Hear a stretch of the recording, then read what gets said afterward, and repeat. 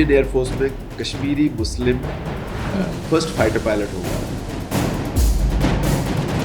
तो मतलब फिर फाइटर पायलट्स की जो ट्रेनिंग होती है वो भी अलग होगी। एक पायलट को ट्रेन करने में करोड़ों रुपए लगता है, but to be a good fighter pilot तुम्हें एक एग्रेशन जरूर होना चाहिए, नहीं तो दुश्मन मार देगा। मैं पहली बार पायलट ऑफिसर बड़ा फख्र से यूनिफॉर्म पहन के घर छुट्टी गया। मेरे घर वाले बोला तेरे को किसी ने देखा तो नहीं? एक फ्रेंड आया तो ही सेड, वो आया कहता कुछ लोगों को बात करते हुए सुना तेरे को किडनैप करने आ रहे हैं और तू भाग जा। हमारे मोहल्ले की सारी कार्स हमारे घर में पार्क होती थी, जो सबसे पीछे कार थी वो कॉन्टेसा थी। तो मैंने वही निकाली, उसकी चाबी तो हमारे घर में रखी आपकी नहीं थी? नहीं बिल्कुल नहीं थी। वही निकाली और निकल गया वहां से। सोर्स कोड क्या होता है और एक फाइटर एयरक्राफ्ट में इसकी क्या अहमियत होती है? अगर आप कोई खरीदार आके बोलेगा कि मेरे को आप अपना राज बताओ, तो उस फॉर एग्जांपल कोक की रेसिपी या KFC वाले वो अपनी रेसिपी तो नहीं बताएंगे, अदरवाइज उनकी सेल्स खत्म हो जाएगी। इसलिए कोई भी मैन्युफैक्चरर, ये नहीं कि सिर्फ दासो, कोई भी मैन्युफैक्चरर अपना पूरा सोर्स कोड बिल्कुल नहीं देगी। बट हाइपोथेटिकली अगर हम बाद में भी इन फ्यूचर कभी किसी रिक्वायरमेंट के लिए फ्रेंच के पास जाएंगे तो ऐसा तो है नहीं कि वो मना करेंगे, हेल्प करेंगे? वो अभी नहीं करेंगे, वो अभी कॉन्ट्रैक्ट में लिखा जा सकता है।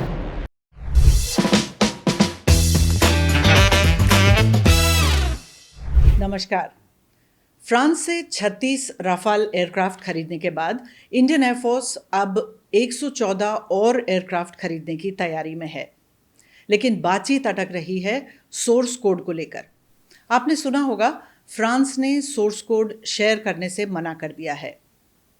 ये सोर्स कोड क्या होता है और इसकी क्या अहमियत है, ये जानने के लिए आज हम बात कर रहे हैं उस शख्स से जिन्होंने भारत में राफाल लाने में एक अहम भूमिका निभाई। एक डेकोरेटेड फाइटर पायलट और फ्रांस में भारत के defence attache air vice marshal Hilal Ahmed Rather ने इन मल्टी रोल कॉम्बैट एयरक्राफ्ट को करीब से देखा है। आइए उनसे बात करते हैं। Welcome to diverse dialogues AVM Rather. Thank you. हमें सबसे पहले ये बताइए कि सोर्स कोड क्या होता है और एक फाइटर एयरक्राफ्ट में इसकी क्या अहमियत होती है? टू बिगिन विद, सबसे पहले मैं आपका शुक्रगुजार हूँ कि आपने मुझे इस पॉडकास्ट पे इनवाइट किया। I am not an experienced journalist or a theater artist who's comfortable in front of the camera, but I'll do my best. Yeah. Source code is like Raz, and the modern fighter aircraft are very complex. इन जहाजों में कम से कम millions of line coding की होती है, और ये research and development कम से कम 20, 25, 30 साल से चल रही होती है। अगर आप कोई खरीदार आके बोलेगा कि मेरे को आप अपना राज बताओ, तो उस फॉर एग्जांपल कोक की रेसिपी या KFC वाले वो अपनी रेसिपी तो नहीं बताएंगे, अदरवाइज उनकी सेल्स खत्म हो जाएंगी। So it is their USP, जैसे हम बोलते हैं आम लैंग्वेज में। इसलिए कोई भी मैन्युफैक्चरर, ये नहीं कि सिर्फ दासो, कोई भी मैन्युफैक्चरर अपना पूरा सोर्स कोड बिल्कुल नहीं देगी। और अगर ये अफवाह फैलाई जा रही है, it is just rumour, probably competitors की वजह से, जो कि इस डील को स्कटल करना चाहते हैं। बिकॉज आपको याद रखना चाहिए कि इसका CCS अप्रूवल ऑलरेडी हो चुका है, और अगर ये किसी भी वजह से और डिले हो जाता है तो इसका सिर्फ और सिर्फ हमारे देश की डिफेंस कैपेबिलिटीज पे असर पड़ेगा। क्योंकि अगर फिर से यही प्रोसेस दोबारा शुरू होगी तो उसमें और 5 साल 6 साल लगेंगे।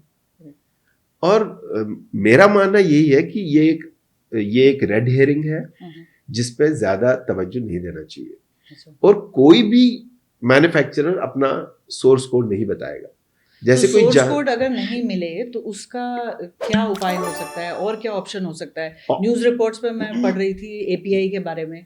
कुछ ऑपरेशनली कोई फर्क नहीं पड़ता। देखिए, मैं आपको एग्जाम्पल देता हूँ कॉमन, मैं एक साधारण सा आदमी, इसलिए मैं साधारण एग्जाम्पल दूंगा कि अगर आपके पास कोई गाड़ी है, आप उसमें पर्टिकुलर फीचर्स चाहते हैं, आप उस गाड़ी में, हम इसी तरीके से जहाज एक वेपन सिस्टम है, ये वेपन्स कैरी करता है, ये एक लड़ने का साधन है। तो इसमें वेपन्स है, air to air weapons, air to ground weapons, air to sea weapons. क्या ये सारे वेपन्स जो हम भारत में अभी हम बना रहे हैं, जैसे अस्त्र बनाते हैं या ब्रह्मोस बनाया हुआ है, क्या हम इसको इंटीग्रेट कर सकते हैं? इसके अलावा आजकल की दुनिया में जैसे तरक्की होती जा रही है इलेक्ट्रॉनिक वॉरफेयर में, मैं अगर आपसे बात करूं, वैसे ही हम एक दूसरे से एनक्रिप्टेड बात करना चाहते हैं। आपने देखा होगा व्हाट्सएप में लिखा हुआ कि इट शुड बी एनक्रिप्टेड। ऐसे ही जब जहाज दूसरी जहाज से बात करता है, पहले ओपन फ्रीक्वेंसीज में बात करता था जिसको जैम किया जा सकता था, लेकिन आज की तारीख में एनक्रिप्टेड बात होती है। तो वो जो रेडियो सेट्स जहाजों में लगे हुए हैं वो भी एक कोडेड लैंग्वेज में ही बात करते हैं। ये भी एक प्रोटोकॉल होता है जो सॉवरन होता है। ऐसी चीजें बहुत ही इंपॉर्टेंट होती है नेशनल सॉवरेनिटी के लिए, ताकि ये किसी और को पता ना चले कि हम दो जहाज आपस में क्या बात कर रहे हैं। ये दोनों चीजें बिल्कुल पॉसिबल है without giving the total source code. They give a protocol, integration protocol, जिसकी वजह से पूरा राज बिना बताए भी आप अपने वेपन्स उस जहाज में इंटीग्रेट कर सकते हो। तो इसलिए आई फील इट इज, ये कोई सीरियस बात नहीं है, ये एक उछालने वाली बात है, एक कोई बहुत बड़ी कंट्रोवर्सी नहीं है। Not at all. And if अगर दोनों देश इतनी बड़ी डिफेंस डील करने को तैयार हैं, तो ये छोटी छोटी बातें तो हमेशा दो खरीदने और बेचने वाले के बीच में इनको हमेशा सॉर्ट आउट किया जाता है। ये कोई स्टम्बलिंग ब्लॉक नहीं होता है। और अगर इसको ऑपरेशनली देखा जाए तो बिल्कुल ही स्टम्बलिंग ब्लॉक नहीं है। The weapon can easily be integrated. Of course there is a process to it. As long as the manufacturer जब तक वो तैयार है तो हमें कोई प्रॉब्लम नहीं होनी चाहिए। कि सोर्स कोड शेयर नहीं कर रहा है तो उसका क्या उपाय हो सकता है कि उतनी ज़रूरत भी होती है सोर्स कोड की? कोई एग्जाम्पल है अभी? देखिए, मैंने जैसे आपको बताया कि जब कोई इतनी बड़ी डिफेंस डील होगी तो दोनों पार्टीज बैठ के एक प्रोटोकॉल डिफाइन करेंगे, जो कि जबकि जहाज हिंदुस्तानी या रशियन या किसी इजरायली वेपन के साथ बात कर सकेगा या इंटीग्रेट कर सकेगा। और हमारे पास बहुत एग्जाम्पल्स ऐसी हैं। बट हाइपोथेटिकली अगर हम बाद में भी इन फ्यूचर कभी किसी रिक्वायरमेंट के लिए फ्रेंच के पास जाएंगे तो ऐसा तो है नहीं कि वो मना करेंगे, हेल्प करेंगे, वो अभी करेंगे। वो अभी कॉन्ट्रैक्ट में लिखा जा सकता है कि देखिए फ्यूचर में हमें कोई भी वेपन इंटीग्रेट करने की जरूरत पड़े तो आप करोगे। वो क्यों नहीं करेंगे? कोई आपसे 100 जहाज x amount billions of euros में खरीद रहा है, तो हम टीवी खरीदते हैं उसके साथ साउंड बार फ्री ले लेते हैं। अगर इतना बड़ा डील होगी, अगर हमारी नेगोशिएशन करेक्ट होगी तो जरूर क्यों नहीं देंगे, बिल्कुल देंगे, जरूर देना चाहिए। आप ही अगर मेरे को कोई चीज बेच रहे हो और आप मुझे बोलो नहीं मैं नहीं दूंगा, तो मैं नहीं खरीदूंगा आपसे। हाँ। लेकिन जेन्युइन चीज मांगोगे तो आप जेन्युइन चीज जरूर एग्री करोगे, because you are a seller, you would want to sell. और अगर मैं जेन्युइन चीज नहीं मांगूंगा, जैसे मैं जादूगर का उसका तोड़का ही पूछूं तो जादूगर ही नहीं रहा, फिर तो मुझे पता है ये क्या ट्रिक कर रहा है। This is we call, it's called IP, intellectual property right. और इसके लिए मिलियंस, F-35 में 8 मिलियन लाइंस ऑफ कोड लिखी गई है, 8 मिलियन। सिमिलरली रफाल में भी इतनी ही लिखी गई होगी। तो कोई इतनी सालों की मेहनत उठा के आपकी झोली में क्यों देगा? करेक्ट। इसीलिए चाइनीज क्या करते हैं, रिवर्स इंजीनियर करते हैं, वो खुद फोड़ते हैं उसको। अच्छा, वो रशियन से करने के लिए, बिल्कुल, वो रशियन से आइटम लेते हैं, रशियन उनको सोर्स कोड नहीं देते, वो अपने आप उसको रिवर्स इंजीनियर करके करते हैं। वो काम हम भी कर सकते हैं, बिल्कुल। Where there is a will there is a way. और फ्रांस जैसी कंट्री के साथ भी, जिनके साथ हमारी एक स्ट्रेटेजिक डिफेंस पार्टनरशिप है, it is established since long, it is the strongest pillar of our cooperation partnership. ऐसे मुल्क में तो बिल्कुल प्रॉब्लम नहीं होनी चाहिए जी, ये मेरा मानना है। आप मिराज 2000 की ही एग्जांपल लीजिए, मैंने उस पर भी मेरे लगभग 1000 आवर्स हैं। ये जहाज भी फ्रेंच है, ये भी दासों का ही जहाज है। इसकी सारी प्रोटोकॉल डीजी बस पे है। इसका प्रोटोकॉल तो उन्होंने हमें नहीं दिया था, लेकिन हमने इस पे रशियन मिसाइल इंटीग्रेट किया, हमने इस पे इजरायली मिसाइल इंटीग्रेट किए। तो ये बोलना कि इन्होंने सोर्स कोड सिर्फ बोलने के लिए नहीं चाहिए होता, सोर्स कोड का एक पर्पस होता है। और वो पर्पस है कि मैं इस पे कल अपनी मर्जी से कुछ और चीज लगाना चाहूँ या कोई वेपन इंटीग्रेट करना चाहूँ, वो कर सकूँ। इतना ही मकसद है और वो बिल्कुल हो सकता है। हाँ, हालांकि अभी ये अग्रीमेंट साइन नहीं हुआ है, लेकिन बात ये चल रही है कि 114 में से 18 तो फ्लाईवे कंडीशन में आएंगे और बाकी 96 को भारत में बनाने की बात हो रही है। एंड ये पूरा आत्मनिर्भर भारत से बहुत अच्छी तरह डवटेल करता है। लेकिन आप कहाँ देखते हैं भारत को जहाँ तक इंडिजिनस डेवलपमेंट की बात है? फर्स्टली आई मस्ट से ये मेरा ओपिनियन है। अगर हमारे पास ऑलरेडी 36 रफाल एयरफोर्स में है और 26 नेवी में आने वाले हैं, तो 62 रफाल हमारे पास ऑलरेडी है। अगर हम रफाल नहीं खरीदेंगे तो और कौन सा जहाज खरीदेंगे, ये भी तो सवाल बनता है। क्या हम एक दूसरी इन्वेंट्री क्रिएट करना चाहते हैं? अभी अगर हम रफाल खरीदेंगे तो हमारे पास एक मेंटेनेंस इंफ्रास्ट्रक्चर है, ट्रेनिंग इंफ्रास्ट्रक्चर है, वेपन्स मैनेजमेंट इंफ्रास्ट्रक्चर है, तो उसमें डवटेल होगा। तो फ्यूचर इन्वेंट्री को मैनेज करना और फ्यूचर पायलट्स को ट्रेन करना दोनों ही हमारे लिए आसान है।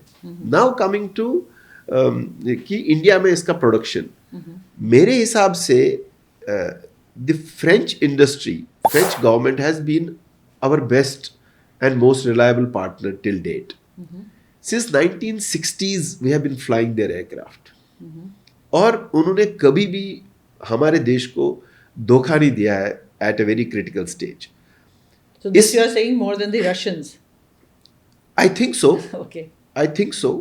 There was a time जब हम सिर्फ रशियन जहाज लेते थे, लेकिन तब भी फ्रेंच जहाज लेते थे, जो हम लोगों को ज़्यादा पता नहीं होती है। देखिए, हमने रशिया से 60s में लगभग 60s से लेकर लेटर 80s तक लगभग 500 से ज़्यादा MiG-21 एयरफोर्स में फ्लाई किए। हमारे सारे जहाज ही रशियन थे, MiG-21, MiG-23, MiG-25, MiG-27, MiG-29, सुखॉय, 6 type अलग अलग जहाज। इनमें से भी हर जहाज के 2-2, 3-3 वैरायटी थे। MiG-21 के 3 डिफरेंट टाइप्स थे, MiG-23 के 2 अलग वेरिएंट्स थे। सो अलग अलग हमने बहुत सारे जहाज रशियन से खरीदे हैं, क्योंकि पहले हमारे देश की इकोनॉमी इतनी अच्छी नहीं थी, तो हम बार्टर में कुछ चीज़ें खरीदते थे।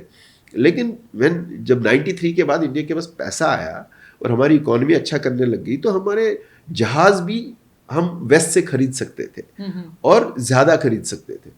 इसलिए we have diversified our inventory to the waste.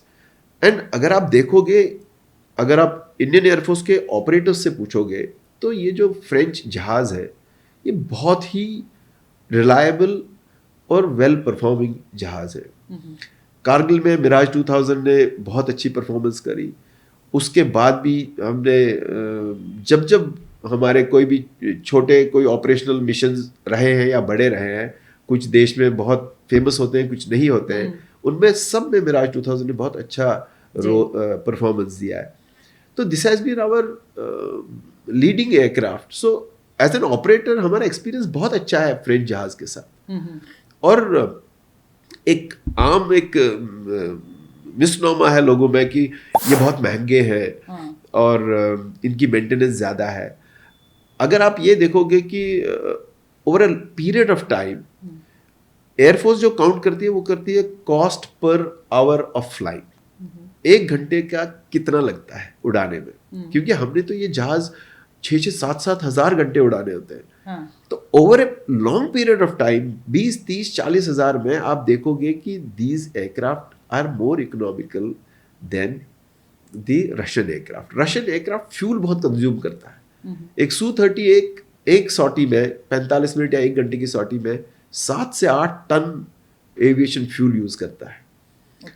और वही अगर आप वेस्टर्न फ्रेंच जहाज लोगे, तो हिंदी में बोलोगे तो कार्बोरेटर सेटिंग ज़्यादा अच्छी होती है उनकी।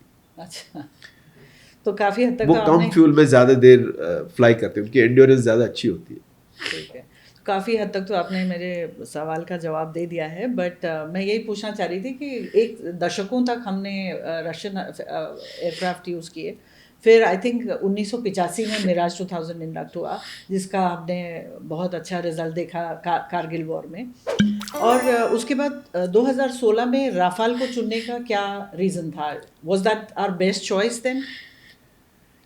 देखिए, इनफैक्ट 2016 तक मैंने आपको बताया था दासो 1985-86 से रफाल प्रोजेक्ट पे डिज़ाइन पे काम कर रहा है, लेकिन 2016 तक उनका किसी और कंट्री ने जहाज़ नहीं खरीदा। इसके दो वजह थे। ये नहीं कि जहाज खराब था, ये कि एक तो जहाज कंपेरेटिवली बहुत महंगा था और दूसरा उनके कॉम्पिटिटर्स इसको बेचने नहीं देते थे कहीं, अच्छा, especially the Americans. So finally India was their litmus test. तो इंडिया में अमेरिका के दो जहाज थे, F-16 था, F-15 था, रशिया का MiG-29 था, स्वीड्स का ग्रिपन था। ये कंपटीशन में थे। नो, इनके सबके जहाज आए हमारे पास जो सब बिड कर रहे थे कि हमारा जहाज लो। हमारी एयरफोर्स ने 4 साल तक इनको इवेलुएट किया। हमारा एक पूरा टीम थी 20-25 लोगों की, जिसमें ऑपरेशनल, मेंटेनेंस सब लोग इंक्लूडेड थे। उन्होंने कम से कम 5-6 साल इसको रत्ती इवेलुएट किया। हर जहाज को लेके गए, फ्लाई किया, कोल्ड हाई ऑल्टीट्यूड पे, डेजर्ट में फ्लाई किया, सब जहाज को। ये हमने कंडीशन रखी थी कि हम इनको परखेंगे पहले। उस कंपटीशन में Rafale turned out to be the best. मैंने कहा life cycle costing, it is not कि आपने खरीदा सस्ता, उसके बाद अगर रोज उसकी मेंटेनेंस हर 10 महीने में ड्यू हो रही है तो महंगा पड़ेगा ना। उसमें ही turned out to be the winner. और पूरी दुनिया ने देखा कि इंडिया ने तो बहुत वी आर रिस्पेक्टेड, और पूरे दुनिया में हमारे प्रोफेशनल्स की इज्जत होती है, आर्म्ड फोर्सेस की, हाँ, हमारी एक पोजीशन है। तो जब लोगों ने देखा कि इन्होंने इतने साल इवैल्यूएशन करके इसको चुना है, तो उनकी नजर इस पे पड़ी। फिर उन्होंने थोड़ा बहुत अपनी तरफ से भी देख लिया और ऑर्डर्स आने लगे।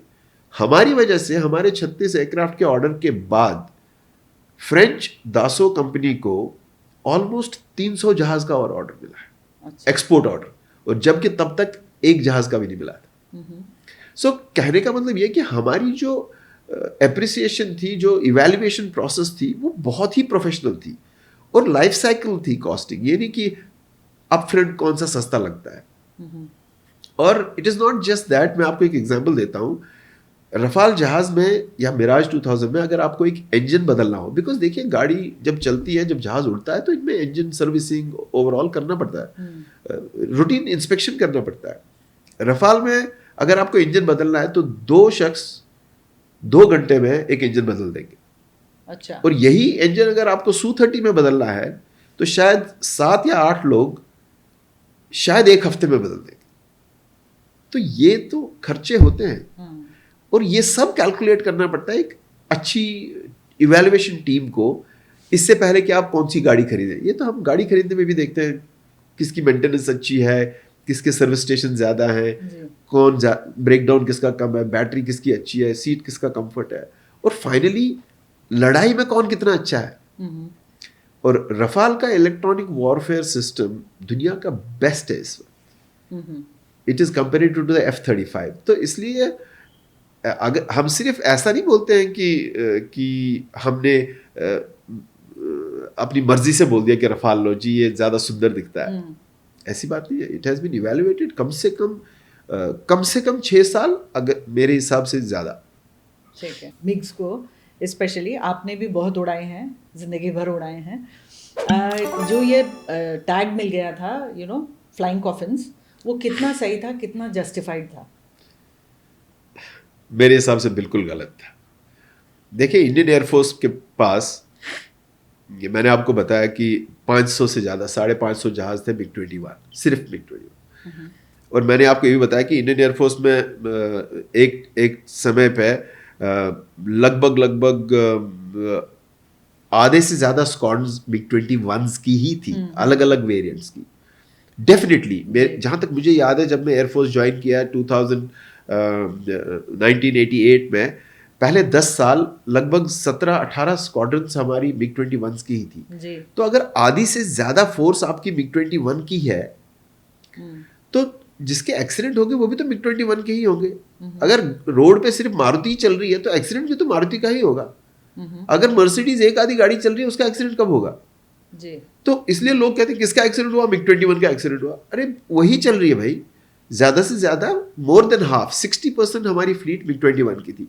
और दूसरी बात, इसमें सिर्फ एक ही फैक्टर नहीं था, एक था कि नंबर ऑफ एयरक्राफ्ट, दूसरा फैक्टर ये था कि ये जहाज सिंगल इंजन जहाज है। देखिए MiG-29, जैगवार, सुखॉय, इनमें 2-2 इंजन है। अगर एक इंजन खराब हो जाए किसी टेक्निकी डिफेक्ट की वजह से, तो जहाज फिर भी लैंड किया जा सकता है। लेकिन अगर मिग 21 का इंजन खराब हो जाए वो जहाज लैंड नहीं कर सकता, उसको क्रैश हो जाता है, उसको इजेक्ट करना पड़ता है पायलट को। तो इसलिए जो न्यूज में आता है फॉर आम आदमी के लिए वो तो यही आता है मिग 21 क्रैश हो गया जी। कितने जैगुआर एक इंजन बंद करके लैंड करे हैं, कितने Su-30 एक इंजन बंद करके लैंड करे, ये तो किसी को पता भी नहीं चलता। करेक्ट। तो ये गलत बात है। और सबसे मोस्ट इंपॉर्टेंट फैक्टर इज कि जो थर्ड फैक्टर है वो कि हमारी नए फाइटर पायलट्स की ट्रेनिंग मिग्स पे ही होती थी। कहने का मतलब ये जो नौसिखिए होते थे वो मिग्स ही उड़ाते थे पहले। तो एक्सपीरियंस बनने से कम गलती होगी और नौसिखिए से ज्यादा होगी। दैट वाज अनदर फैक्टर कि जो हमारे एक्सीडेंट ट्रेनिंग स्टेज में होती थी। देखिए जब आप गाड़ी चलाना सीखते हैं तो ज्यादा से ज्यादा गाड़ी लगती कब लगती है, रिवर्स करते हुए लगेगी, इधर लगेगी, जब आप नई नई सीख रहे हो, उसके बाद तो नहीं एक्सीडेंट होता है। सो हमारे फ्रेश जो ट्रेन होते थे फाइटर पायलट वो मिक्स ही उड़ाते थे, तो इसलिए इसी के एक्सीडेंट ज्यादा होते थे कंपैरेटिवली। पर उस समय ये भी एलिगेशंस थे कि ये पुरानी टेक्नोलॉजी हो गई है, जहाज पुराने हैं, परहैप्स पता नहीं मेंटेनेंस के इश्यूज थे। देखिए हाँ, कौन सी वो पिक्चर आई थी आमिर खान की, मैं उस पर कमेंट नहीं करना चाहता हूँ, लेकिन मेरा मानना यह है कि जब भी हम रंग दे बसंती, जब भी हमारा जहाज, हमारे टेक्नीशियंस हमें एक पायलट को सौंपते हैं, हम बिफोर वी टेक फ्लाइट, हर टेक्नीशियन अपना ट्रेड चेक करके साइन करता है कि मैंने सब कुछ चेक किया, ये ठीक है। अगर आपकी गाड़ी कितनी भी पुरानी हो, एक बार सब इंजन वाले ने, इलेक्ट्रिशियन ने, सब ने चेक करके, वो टायर वाले ने बोल दिया सब ठीक है, तो टेक्निकली उसमें कोई खराबी नहीं होगी। तो ये कहना कि उसकी मेंटेनेंस खराब होती थी या वो ठीक नहीं होते थे, पुराना हो गया था, ये गलत बात है। क्योंकि जब जहाज उड़ने के लिए, फ्लाइट के लिए ऑफर करेगा टेक्नीशियन या पूरी मेंटेनेंस टीम होती है, वो खराब जहाज वो हर चीज चेक करके देते हैं। तो इसलिए ये कहना कि पुरानी हो गई है इसलिए क्रैश हो रहे हैं, ये गलत बात है, या मेंटेनेंस प्रैक्टिसेस गलत थी, ये गलत बात है। अलबत्ता मैं एक चीज जरूर कहूंगा कि हमारा बाद में मिग्स HAL बनाने लगी, पहले तो रशिया से लेके आए थे। और मेरा एक्सपीरियंस ये है कि HAL में क्वालिटी कंट्रोल जब ओवरऑल करते थे बहुत अच्छा नहीं था। और हमारे कई एक्सीडेंट, जो कि हमारे पुराने एक चीफ ने भी बोला है कि हमारे कई एक्सीडेंट इस वजह से हुए क्योंकि quality of overhaul in HAL was not of the highest standards. Oh my God. I will not say that for the Air Force. Air Force is very professional. The machinery that was provided is, देखिए जब आपको एक जहाज मिलता है, कोई पुर्जे तो आप खोल के चेक कर लेते हो सर्विसिंग में, you know, बट गाड़ी के कुछ पुर्जे तो कभी भी नहीं खुलते हैं, वो तो अंदर है। वो तो ओवरऑल में ठीक किया होता उसने। अगर उस ओवरऑल में उसने एक वॉशर ओवर साइज या अंडर साइज लगा दी, वो इमीडिएटली तो नहीं फूटेगी, 100 घंटे फ्लाई करने पे फूट जाएगी। उसके तो ऐसे इंसिडेंट्स हुए हैं। बिल्कुल बिल्कुल। उसका टेक्नीशियन से कोई, एयरफोर्स टेक्नीशियन से कोई लेना देना नहीं है। तो there have been accidents in the air force which have been because of poor quality control of work in HAL, and वो हमारे चीफ ने एक्सेप्ट किया है जी, एंड ओपनली एक्सेप्ट किया है। सो मेंटेनेंस या पुराना जहाज, ये गलत फहमी है, बिल्कुल गलत है। जहाज बहुत अच्छा था, मेरे 1300 घंटे हैं मिग 21 पे, मुझे बहुत अच्छा लगता था जहाज। आसान नहीं था उड़ाना, लेकिन जिसको एक बार इसका हाथ जम जाता, इज लाइक घुड़सवारी, एक बार जम गया आदमी घोड़े पे, फिर उसको गिराएगा नहीं घोड़ा। ओके, ठीक है। अब हमें आप अपने साथ कॉकपिट में लेके चलिए।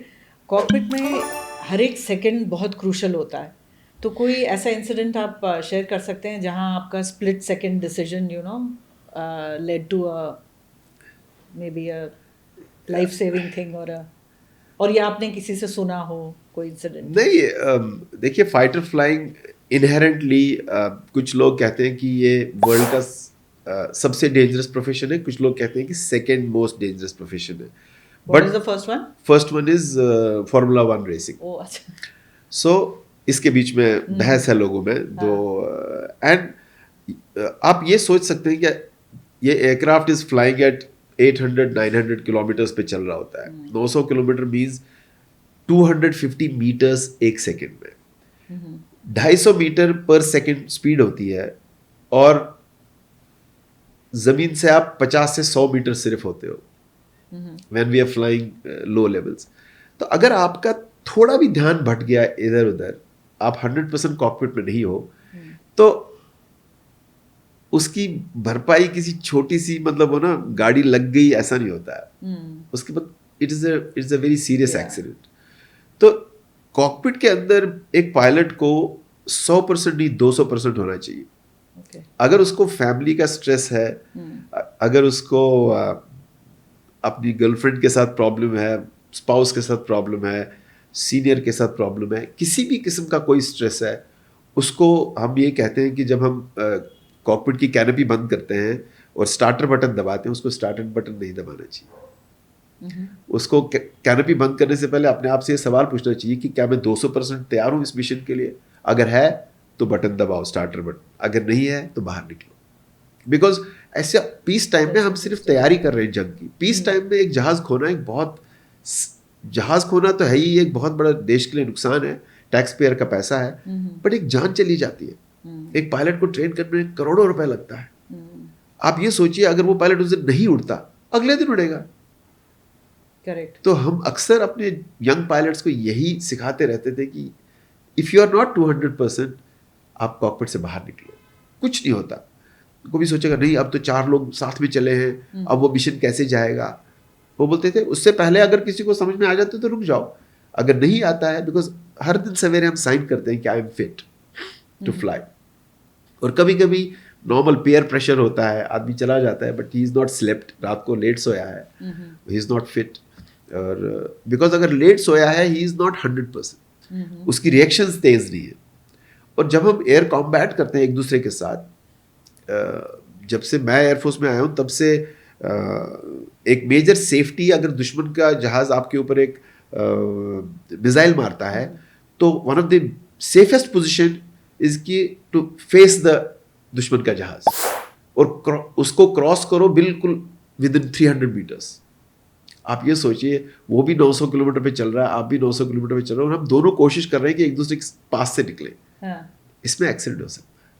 और अगर आप केयरफुल नहीं हो तो ये पहले ही डिसाइड करना पड़ता है कि वो ऊपर जाएगा कि मैं नहीं ऊपर जाऊंगा, दो में से ऊपर से कौन निकलेगा, नीचे से कौन निकलेगा, ये दोनों को देखना है। और हम तो सिर्फ प्रैक्टिस कर रहे हैं, हम दुश्मन के साथ असली में तो लड़ नहीं रहे हैं। और so you have to be very very alert. And I don't know कोई पायलट ऐसा होगा, फाइटर पायलट, जो ये बोलेगा कि मेरे साथ जिंदगी में ऐसा नहीं हुआ कि स्प्लिट सेकंड की वजह से मैं बच गया। हम सबके साथ हुआ है। किस्मत वाले शायद बच जाते हैं, और इसमें luck also plays a part. And if you are sharp and आपको you will react. If you are not sharp, you will not react. So it's a, but there are many instances. We can discuss that some other day. I think there are many instances, and every pilot will have. ऐसा कोई नहीं कहेगा कि मेरे साथ नहीं, मैं मतलब मैं तो दूध का दलाऊं, मैं परफेक्ट था, मेरे साथ कभी ऐसा नहीं हुआ कि बाल लास्ट मिनट पे मेरी आई reacted and I saved the situation. Okay, तो इसी से एक बात और बताइए, ये फाइटर पायलट के बारे में कोई ऐसा मिथ जो आप तोड़ना चाहेंगे? नहीं, we are normal human beings, but I feel एक फाइटर पायलट में एक basic amount of I don't know, एक करेज एक लेवल का होना चाहिए, एक थोड़ा जंगजू होना चाहिए अंदर। और हम फाइटर पायलट्स में मिलेंगे वैसे लोग भी जो थोड़े जो सॉफ्ट होते हैं, they don't make good fighter pilots. देखिए हर सिस्टम में ऐसे लोग भी होते हैं जो मिसफिट्स होते हैं, but to be a good fighter pilot तुम्हें एक एग्रेशन जरूर होना चाहिए, नहीं तो दुश्मन मार देगा तुम। और अगर वो एग्रेशन नहीं है, अगर वो विल टू सर्वाइव और विल टू फाइट नहीं है, तो तुम जहाज ही उड़ा रहे हो बेसिकली, वो मारे जाओगे, मेरे कहने का मतलब है। तो यू आई थिंक हर आदमी के बस की बात नहीं है। और अगर आदमी जो दिल से या जो व्यवहार से सॉफ्ट है, उसको फाइटर पायलट बनना नहीं चाहिए, उसको मजा नहीं आएगा। अच्छा। और ये सही बात है, उसके एक जंगजू होना चाहिए अंदर, नहीं तो ये प्रोफेशन इज फैंटास्टिक। मेरा मानना ये है कि अगर मेरे को एयरफोर्स तनख्वाह भी नहीं देती, तुम ऐसा काम कर रहे हो जो तुम्हारे दिल के बहुत करीब है, तुम्हें एक जहाज उड़ाने को मिल रहा है जो 60 मिलियन कॉस्ट करता है, तुम हवा में घूमते हो, तुम 17 किलोमीटर 20 किलोमीटर में जाके you do combat, you drop a bomb, आपके लिए क्या चीज़ हाई आपको देता था एयरफोर्स में? बिकॉज मैं भी कभी कभी इमेजिन करती हूँ, मैं सोचती हूँ कॉकपिट में आप बैठे हैं एंड स्काई, मुझे लगता है कि मुझे your world, honestly it's a dangerous profession, सब कहते हैं, लेकिन मेरे मन में एक बार भी ये ख्याल क्रॉस नहीं किया कि ये डेंजरस प्रोफेशन। हम वेट करते थे, मुझे याद है 2:30 बजे पठानकोट की गर्मी होती थी, 47 डिग्रीज टेम्परेचर होता था, कॉकपिट बंद करो तो ग्लास हाउस इफेक्ट होता है और पसीने पसीने होते थे, लेकिन कोई बोलता था फ्लाइंग करनी है, हम बोलते हाँ करनी है, एंड वो लड़ते थे कि फ्लाइंग करेंगे। सो आई फील इट इज और एक फाइटर पायलट के लिए सबसे बड़ी पनिशमेंट पता क्या है? जब वो सीनियर बोलता है कि you are grounded for 2 days। Oh God. आदमी कहता 2 दिन ये मत कर, बाकी जो मर्जी करना कर ले। लेकिन so it's I think it's more of a passion, और अगर तुम्हें उसके लिए तनख्वाह मिलती है तो what is wrong with it? Interesting. And I also say this with due respect to my army colleagues कि अगर मुझे आर्मी में 3 गुना तनख्वाह भी मिलती, मैं फिर भी नहीं जाता। अच्छा। एयरफोर्स में अगर इससे कम मिलती, या ऑफ कोर्स। अच्छा, तो मतलब फिर फाइटर पायलट्स की जो ट्रेनिंग होती है वो भी अलग होगी, एंड बिल्कुल होती है, बिल्कुल बिल्कुल। हमारे जब ट्रेनिंग करिकुलम होता है उसमें यूजुअली 2 मेरे ट्रांसपोर्ट और हेलीकॉप्टर पायलट्स इस पर शायद ऑब्जेक्ट करेंगे, बट मेरा मानना ये है and it's a known fact कि जो जिनकी रिएक्शंस अच्छी होती है, मैं नहीं कहता हूँ जो मेरिट में हाई होते हैं, जिनकी रिएक्शंस अच्छे होते हैं वो इंस्ट्रक्टर्स चेक करते रहते हैं जब उनको सिखा रहे होते हैं कि इसकी रिएक्शन कैसी है कॉकपिट में। मतलब देखिए, आपको भी दिखेगा कुछ सामने से आता हुआ, दूसरे शख्स को भी दिखेगा, लेकिन किसको जल्दी दिख रहा है वो पता चल जाता है इंस्ट्रक्टर पायलट को, तो फिर वो रिकमेंड करते हैं कि he is fit for fighters जिसकी रिएक्शंस अच्छी है, एंड जिसकी रिएक्शंस थोड़ी स्लो हैं उनको मल्टी क्रू कॉकपिट में डाल देते हैं, उनको ट्रांसपोर्ट्स में डालते हैं। और आजकल ट्रांसपोर्ट्स हेलीकॉप्टर्स भी बहुत लाइक C-130 है, अपाची है, they are also very demanding, but in terms of reaction in our curriculum जो बेस्ट रिएक्शन है हम उनको चूज करके वी रिकमेंड करते हैं कि इन्हीं को फाइटर्स में भेजा जाए। आपका कॉल साइन हैली है, उसकी कहानी बताइए। सॉरी, मेरा कॉल साइन हैली नहीं है, मेरा निक नेम हैली है। अच्छा अच्छा। एयरफोर्स में हर आदमी का एक निक नेम दिया जाता है। फॉर एग्जाम्पल अगर कोई सक्सेना होगा तो उसको सेक्सी बोलेंगे, चाहे वो सेक्सी हो या ना हो। और मेरा नाम हिलाल है तो मुझे हैली बोला है। और ये नाम भी ऐसे पड़ा कि जब मैं एयरफोर्स ज्वाइन करी तो किसी ने बोला इसका नाम, सीनियर्स होते हैं जो, तो उसने बोला इसका नाम हैली रखेंगे। मैंने मतलब क्यों? बोलते हैली इज कमेंट आता है, वो 86 साल में एक बार आता है ना, इट कम्स आफ्टर। बोलते कश्मीरी मुस्लिम फाइटर पायलट भी इतने सालों में एक ही बार आएगा, तो वैसे मेरा नाम पड़ा था हैली। बट कॉल साइन मेरा अलग अलग depends upon which squadron you are. जब हम हवा में होते हैं तो suppose you are in, let's say I am in Tiger squadron, तो जो कमांडिंग ऑफिसर होगा उसका कॉल साइन टाइगर होगा। अच्छा। और जो नंबर 2 होगा उसका इसी रेस में से होगा, let's say I am just saying Puma, मतलब इसी कैट फैमिली में से हाँ नाम रखेंगे। और जैसे अगर कोई स्क्वाड्रन डैगर्स है, फ्लाइंग डैगर्स है, तो जो सीओ होगा उसका नाम होगा डैगर 1, तो जो नंबर 2 होगा उसका होगा मशेटी, किसी का कुछ।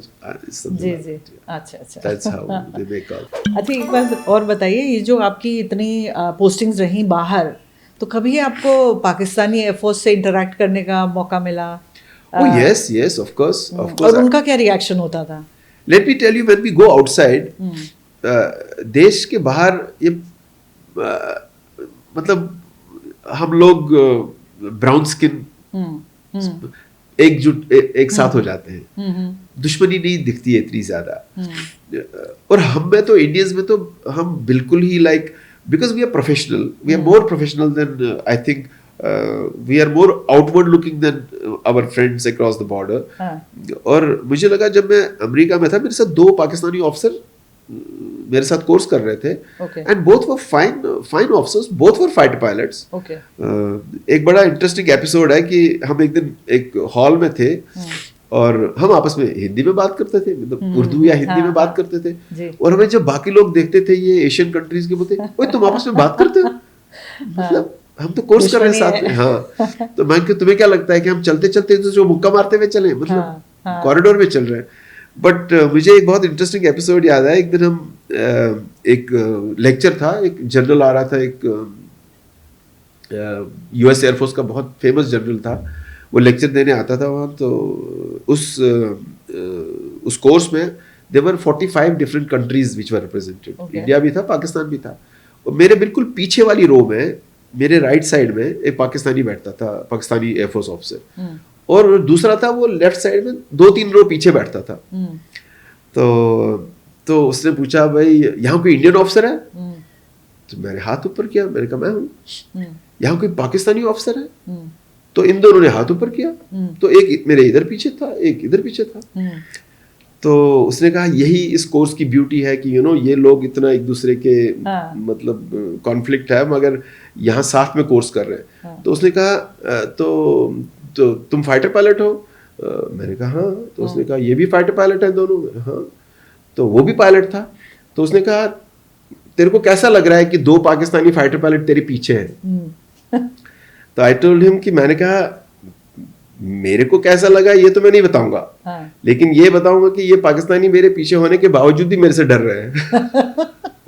सो एवरीबॉडी वाज क्लैपिंग कि मैंने कहा इनको डर अभी भी मेरे से ही लग रहा है।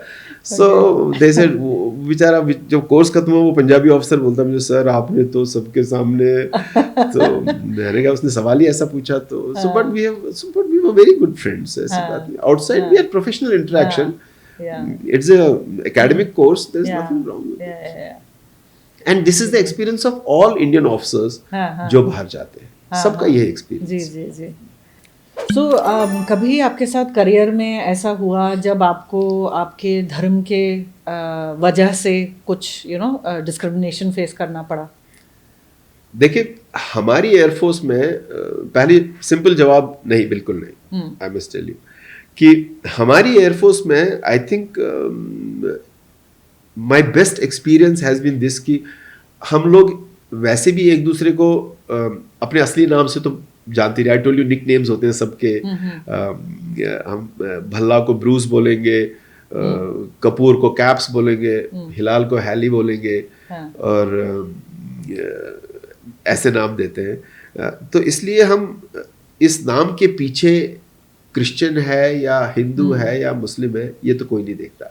और मेरी 38 साल की सर्विस में मैंने ये देखा कि इस धर्म के बेस पे या तुम्हारी जगह के बेस पे कभी कोई सोचता भी नहीं। ये हमारी सोच में भी नहीं आता है कि भेदभाव हो इसके बारे में। इसलिए आप मेरे से ऐसी रहती है। ये जब सवाल ही पूछते हो मुझे बड़ा ऑकवर्ड लगता है। मतलब मुझे ऐसा लगता है कि मेरे भाई से ज्यादा, क्योंकि मैं जब 10 साल का था घर से निकला हूँ, मेरे अपने भाई से ज्यादा मेरे एयरफोर्स के दोस्त मेरे क्लोज हैं, जो मेरे साथ रहे, जिनके साथ हम जीते हैं, उठते हैं, जागते हैं, सोते हैं। तो इसलिए कभी ख्याल भी नहीं आता। इनफैक्ट जब ईद पे लेट्स से हम 1 ऑफिसर या 2 ऑफिसर होते हैं स्टेशन में मुस्लिम, ईद पे सब 150 ऑफिसर हमारे घर आते हैं, हमसे ईद सेलिब्रेट करते हैं जी।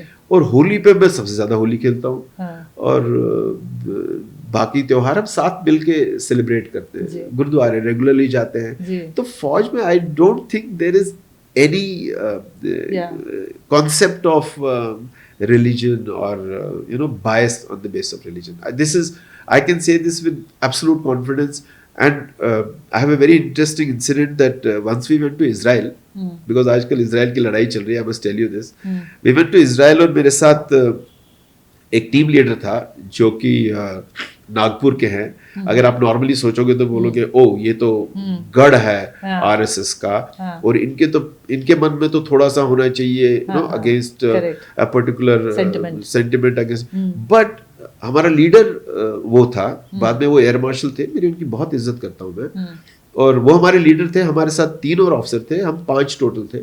जब हम एयरपोर्ट पे पहुंचे तो उनको तो जाने दिया, लेकिन मुझे रोक लिया इजरायलीज ने when we landed there. So उसको नजर पड़ गई होगी ये कहाँ गया, तो इनने मेरे से सवाल पूछने के लिए रोक लिया होगा किसी वजह से। तो देखते आप इधर आइए, तो मैं उनके साथ गया, किसी कमरे में लेके गए, 1-2 सवाल और पूछने लग गए। और बाहर 2 बंदे उजी, एक ऑटोमेटिक राइफल होती है, वो लेके खड़े थे, अंदर मेरे से सवाल पूछते थे, अच्छा आप क्या करते हो क्या नहीं, अरे पायलट हूँ, व्हाटएवर, आई एम टेलिंग, आपकी मतलब शादी हुई है क्या है, ये सब सवाल पूछते थे। तो इतनी देर में ये अंदर आ गए। वो बाहर 2 उजी वाले रोक रहे थे, उनको दोनों को धक्का लगा के अंदर आए। तो मुझे बोलता तू क्या कर रहा है, मैं कहा इन्होंने बुलाया है, तो उसने बोला, चल खड़ा हो जा, चल मेरे साथ। तो वो कह रहे नहीं सर वन सेकंड, इसने कहा bullshit, you don't ask him any question. तुम्हें इजरायलीज को प्रॉब्लम होगी मुस्लिम्स के साथ, इंडियंस को कोई प्रॉब्लम नहीं है, और यहाँ हम तुम्हारे कस्टमर है, तुम हमें एटीट्यूड नहीं दिखाओगे, हम तुम्हें एटीट्यूड दिखाएंगे, ओके, और तुम इसकी इज्जत करोगे। तो they said oh sorry sir, आ जाओ। कहते नहीं, अब हम तुम्हारे कंट्री में विजिट नहीं करेंगे। No, we were going for a very important visit. He said no, we will not enter your country. Wow, you don't treat our officers on the basis of religion. अगर तुम्हारे मन में कोई है, वो तुम्हारा कचरा है, हमारा कचरा नहीं है। और मैं ऐसे लोगों के साथ बिजनेस करने को तैयार नहीं हूँ।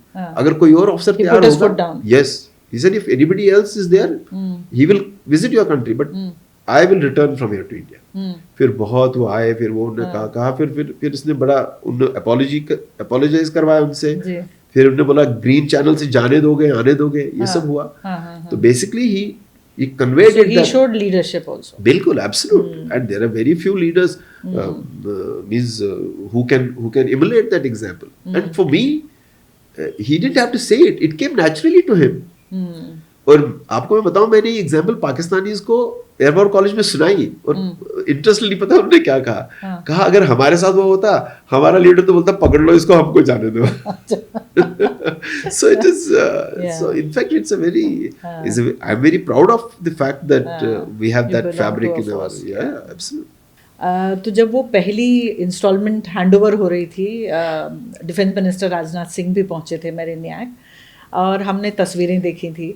आई थिंक 8 अक्टूबर 2019 की बात है जी। 8 अक्टूबर यानी एयरफोर्स डे, और उस दिन दशहरा भी था जी। तो बाकायदा शस्त्र पूजन हुआ था जी।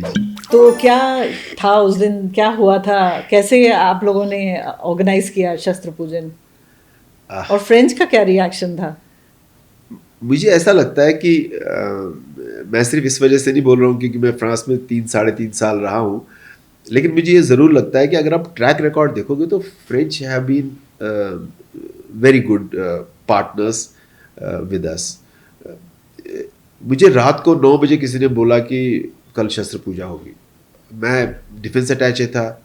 अब मैं शस्त्र पूजा के लिए फूल कहाँ से लाऊंगा, नारियल कहाँ से लाऊंगा, नींबू कहाँ से लाऊंगा, नींबू तो मिल जाते, और लेकिन स्पेसिफिक फूल चाहिए होता है। तो मैंने एक अपने फ्रेंड को फ़ोन किया, फ्रेंच फ्रेंड को, और वो हिंदुस्तान में मिराज जब आए थे, यहाँ रह चुका था 10 साल। अच्छा। तो उसको पता थी यहाँ की क्या इनकी हमारे लिए कितना महत्व रखती है ये पूजा वगैरह। तो मैंने उसको कहा, उसका नाम रेवियों है, मैंने कहा फ्रांसवा मुझे आपकी मदद चाहिए। तो उसने कहा जनरल बोलो क्या चाहिए। मैंने कहा कल फंक्शन है, हमें पूजा करनी है। He said, अभी तो 10:30 बज रहे हैं। मैं कहा बज रहे हैं 10:30 बट वी वांट इट। तो उसने कहा जनरल डोंट वरी, कल सब होगा, चाहे मुझे आसमान जमीन पर लाना पड़े, वो मिलेगा तेरे को। और जब हम वहाँ पहुंचे, वहाँ उसने बेचारे ने थोक के बॉल आए थे। मुझे याद है मैंने 3 कार्टन्स देखे भरे हुए, एक में नारियल ही नारियल, एक में फूल ही फूल। और सो आई थिंक वो हम इंडियंस के साथ वो क्या आइडेंटिफाई भी करते हैं किसी हद तक। और जबकि वो अमेरिकन को बिल्कुल पसंद नहीं करते हैं कंपैरेटिवली। तो इसलिए उनको अच्छा लगता है कि because India is a big power. जब हम मतलब फ्रांस और इंडिया की पार्टनरशिप जब बात होती है तो इससे और उस पे उनकी अपनी सॉवरेनिटी पे वजन बढ़ता है। तो I feel it's they are good partners. तो एबीएम राठौर, अब थोड़ा रिवाइंड करते हैं। आप अनंतनाग से हैं जो कभी हॉटबेड ऑफ मिलिटेंसी कहलाता था, तो वहाँ से इंडियन एयरफोर्स की सफ़र आपने कैसे तय किया? आई थिंक पहली बात है, मेरे लिए गर्व की बात है, फख्र की बात है कि मैं एयरफोर्स ज्वाइन किया हूँ। और जहाँ तक मेरे को मालूम है, बस मैं इंडियन एयरफोर्स में कश्मीरी मुस्लिम फर्स्ट फाइटर पायलट होगा, जहाँ तक मेरे को मालूम है। और मेरे से पहले नहीं मुझे मालूम है कि कोई कश्मीरी मुस्लिम फाइटर पायलट होगा। और मैं सैनिक स्कूल ज्वाइन किया था बचपन में 6th क्लास से। और वेरी इंटरेस्टिंगली मैं पढ़ाई लिखाई में ठीक ही था। और मेरे टीचर्स मुझे बोलते थे कि आप IAS करो, सारे टीचर्स। लेकिन मेरे पिताजी जो खुद भी in my opinion he is one of the first Kashmiri Muslim to become an officer in the Indian army because he was earlier in the J&K militia और जब J&K militia में से इन्होंने बहुत ही एक दो करके ऑफिसर्स इंडियन आर्मी में लिए, उसमें से वन वाज माय फादर। तो वो मुझे बोलते थे कि नहीं बेटा यू मस्ट ज्वाइन एयरफोर्स। उनको लगता था air force is the royal service. आपको पहले पता होगा it was royal Indian air force पहले, तो उनको यही सुनने में आया था, बोलते थे आर्मी मत ज्वाइन करना, एयरफोर्स ज्वाइन करना। And he used to always tell me नहीं, IAS ब्यूरोक्रेट्स तो बहुत मिलते हैं इधर उधर देखो, लेकिन आप सो ये मेरी नज़र में था। और आई एम फॉर्चुनेट, मेरे पिताजी तो नहीं रहे अभी, बट उनके जीते जी I was in the air force and I became a fighter pilot and it is a proud moment for me.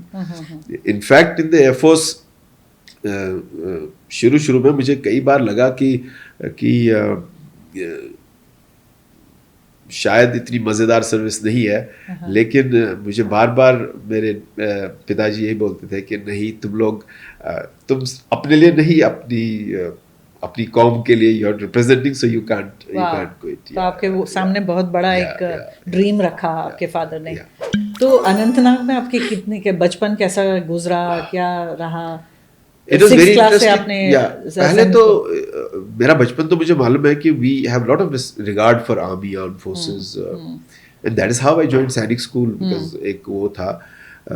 But it was a shock to me कि जब मैं NDA ज्वाइन किया, उसके बाद मैं एयरफोर्स ज्वाइन किया। एयरफोर्स से जब मैं I graduated from the Air Force Academy with the sword, so I came in the news and all that. जी। तो आपको sword of honor मिला, gold medal मिला। जी, तो मुझे बहुत हैदराबाद में भी बहुत इज्जत मिली, और बैक होम कश्मीर में भी आई थिंक इनको बहुत आई केम इन द न्यूज़।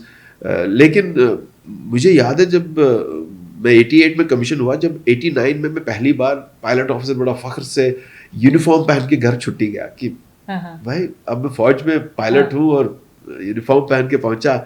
तो जब घर पहुंचा तो मेरे घर वाले बोला तेरे को किसी ने देखा तो नहीं? तब तक हवा बदल चुकी थी। मैं कहा मतलब देखा तो नहीं? कहते तुम वर्दी पहन के मतलब कहाँ से कितना चल के आया घर पहुंचते हुए? मैं कहा बस बाहर से ही। बोला थैंक गॉड, क्योंकि यहाँ तो अब मिलिटेंसी शुरू होगी, किसी ने देखा होगा तो it will be so. And I remember that day, and till I have retired I have not Kashmir में मैं बाहर ओपन में यूनिफॉर्म में कभी नहीं गया हूँ। But inside Air Force stations, yes, of course, we were in uniform. So it is a big shock for somebody like me that मैं beacon of light था for the rest of the society कि आप भी. But now I think things are changing. There is another. I know there is one young pilot who's also Rather incidentally. Who's also flying Su-30s now. Okay. Yeah, good. I'm very happy to say that. And so अब हवा थोड़ी बदल रही है, अब लोग join कर रहे हैं। तो हाँ, ये 89 में जो मिलिटेंसी शुरू हुई, उसके बाद हालात आपके लिए कैसे बदले? बिल्कुल एकदम से बदले। जो लोग मुझे मालूम है, जो हमारे साथ मैं छुट्टियों में घर जाता था, जो क्रिकेट खेल रहे होते थे, उनमें से मुझे मॉम ने बोला उसको जानता है? मैंने हाँ क्रिकेट खेलता मैं। कहता वो मिलिटेंट बन गया अभी, सो डोंट मीट हिम। सी मैं तो खेल तो ऑफ कोर्स उसके बाद तो मैं घर भी नहीं जा पाता था। That was the last time I went. In fact my mother had told me there was one Sikh officer who was a colonel who was killed when he went, जब वो अपनी माँ के मरने पे वैली में गए। और सो मेरी माँ ने मेरे को बोला था कि जब मैं मरूंगी तुम मत आना मेरी अर्थी को करना। So it's very serious. दो आई वेंट, मैं नहीं रुका, बट मुझे याद है कि जब मैं कांदा दे रहा था तो मेरे चारों तरफ मेरे 4 दोस्त थे कि अगर किसी ने गोली मारी तो उन पे लगेगी, ताकि उनको क्लियर शॉट नहीं मिले मेरे ऊपर। So that was the kind of threat. तो हाँ, उनको दफनाया और मैं उधर से ही गाड़ी पकड़ के निकल गया बाहर टू केप। So it was not very easy for me, but I always felt कि मैं ऐसा काम कर रहा हूँ कि मेरे जाने के बाद भी कोई याद करेगा। सो इट इज ओके, कुछ तो सेक्रीफाइस करना पड़ता है, दैट्स ओके। इनफैक्ट हमारी शादी, इंटरेस्टिंगली हमारा घर कश्मीर में बड़ा सा घर है, ऊपर वाली की मेहर है, सबका we have a big lawn. और जब बाकियों की शादी होती है मोहल्ले में तो हमारे लॉन में होती है। और जब मेरी शादी हुई, मेरी जम्मू में किराए के घर में हुई जिसमें लॉन ही नहीं था, बिकॉज कश्मीर में तो मैं शादी नहीं कर सकता। तो वो पहला इंसिडेंट क्या था जब आपको समझ आ गया कि अब खतरा है, अब खतरनाक है वैली में आना? मैंने बताया आपको, 90 में ही मैं गया जब वहाँ, तो मुझे याद है रुबिया सैयद किडनैप हुई थी की बात है। और लेकिन मैं अपने बचपन में मैं थोड़ा दबंग था, मैं बोलता था मेरे को कोई क्या करेगा, मींस मैं थोड़ा अपने यारों दोस्तों में मैं टफ था, तो मैं सोचता मुझे क्या कोई करेगा। तो मैं घर पहुंचा रात को, मेरी माँ ने फिर से बोला कि तुम क्यों आए, तो मैंने कहा नहीं, मैं आना जाना थोड़ी छोड़ दूंगा, मैं आपसे मिलना थोड़ी छोड़ दूंगा। बोलते नहीं, मैं कहा मैं रात को आया हूँ, वो हेडलाइट ऑन करके आया हूँ ताकि किसी की गाड़ी में नजर न पड़े। ऐसे शीशा नहीं। और सुबह सुबह अगले दिन सवेरे मेरे को मेरे एक फ्रेंड आया 5 बजे के करीब की, कश्मीर में नमाज होती है अर्ली मॉर्निंग, तो 5 बजे घर पे आया, तो ही सेड, वो आया कहता यार मैंने ना गली में कुछ लोगों को बात करते हुए सुना, तेरे को किडनैप करने आ रहे हैं और तू भाग जा। तो मैंने कहा सवाल नहीं पैदा होता, मैं नहीं डरता किसी से, आने दे। सो ही सेड नहीं मेरी सलाह है, तू चला जा, तू भाग जा, तू भाग जा। तो सो ही वेंट, कहता आगे तेरी मर्जी है बट गो, तेरे को आ रहे हो पिकअप करने। तो मेरी माँ ने बोला ये क्यों आया था सुबह सुबह? मैंने कहा मिलने आया था। कहते इसको तो पता ही नहीं, तुम तो कल रात को आए हो, ये सवेरे 5 बजे आया, इसको कैसे पता तुम इधर हो? इसको तो हमने बताया नहीं, हमने तो किसी को बताया नहीं, इसको कैसे पता, ये तो दूर रहता है।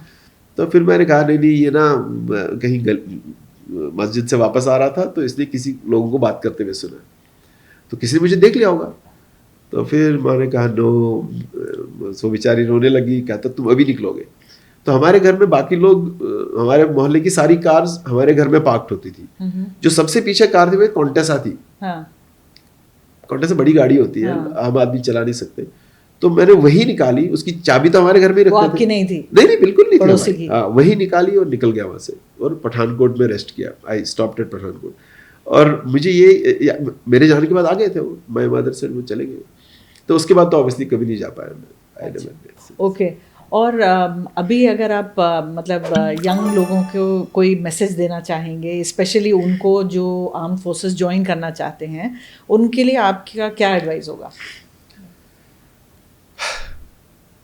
मेरे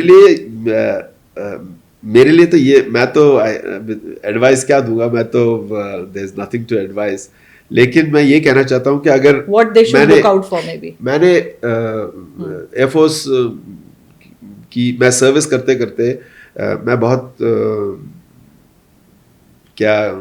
सौभाग्यशाली रहा हूँ कि मैं यूएस गया हूँ। एक एयरफोर्स ने मुझे यूनाइटेड स्टेट्स भेजा 1 सवा साल के लिए एयर वॉर कॉलेज में कोर्स करने के लिए, बहुत अच्छा एक्सपीरियंस था।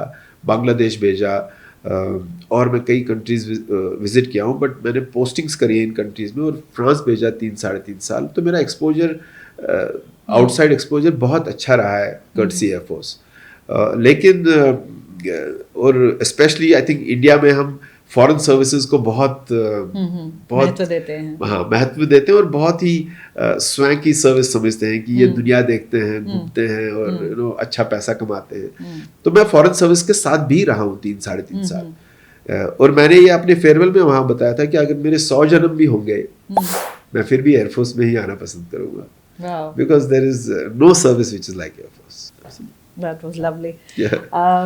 हमारे साथ अपनी मेमोरीज और इंसिडेंट्स शेयर करने के लिए बहुत बहुत शुक्रिया आपका। ये थी बातचीत एयर वाइस मार्शल राथिर के साथ। उम्मीद है आपको भी उतना ही मज़ा आया होगा जितना हमें बातचीत करने में। इस बातचीत को लाइक और शेयर करना ना भूलें, और DNN 24 को सब्सक्राइब ज़रूर करें। नमस्कार।